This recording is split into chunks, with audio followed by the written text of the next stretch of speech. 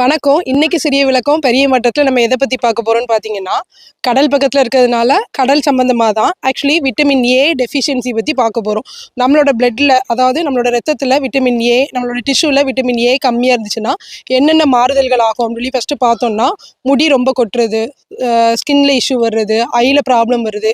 இப்போ பார்த்தீங்கன்னா வீட்டுக்கு 3-4 பேர் கண்ணாடி போடுறோம். ஐ ப்ராப்ளம், ஐசைட் விஷன்லாம் நிறைய பேருக்கு இருக்குது. மாலைக்கண் நோய் இருக்குது. இது என்ன காரணங்களால் வருதுன்னு சொல்லி பார்த்தீங்கன்னா, விட்டமின் ஏ டெஃபிஷியன்சினால தான் வருது. சரி, இந்த விட்டமின் ஏ டெஃபிஷியன்சி எப்படி நம்ம தெரிஞ்சுக்கலான்னு பார்த்தீங்கன்னா, நிறைய பேருக்கு ஸ்கின்ல இந்த ஹைப்போ விட்டமினோசிஸ் இருக்கிறதுனால ஸ்கின்ல நிறைய இஷ்யூஸ் வர்றதுக்கான வாய்ப்பு. அதுக்கப்புறம் ஐ விஷனில், அதாவது ஐ சைட்டில் இஷ்யூ இருக்கிறது.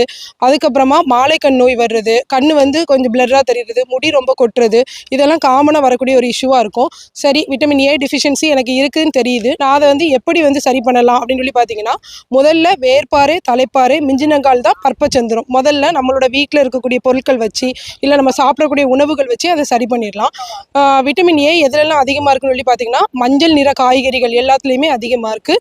அதுக்கப்புறம் நம்மளோட கடல் வகை உணவான மீன், இப்போ சாலை மீன், மத்தி மீன், நெத்திலி மீன், இந்த மாதிரி சிறு சிறு மீன்கள், அதோடு சேர்த்து சிவப்பு கொய்யாப்பழம், இதிலெல்லாம் விட்டமின் ஏ அதிகமாக இருக்கிறதுனால இதை நீங்கள் தினமும் உங்களோட சாப்பாட்டில் எடுத்துக்கிட்டிங்கன்னா விட்டமின் ஏ டெஃபிஷியன்சியை நம்ம சரி பண்ணலாம். தேங்க்யூ.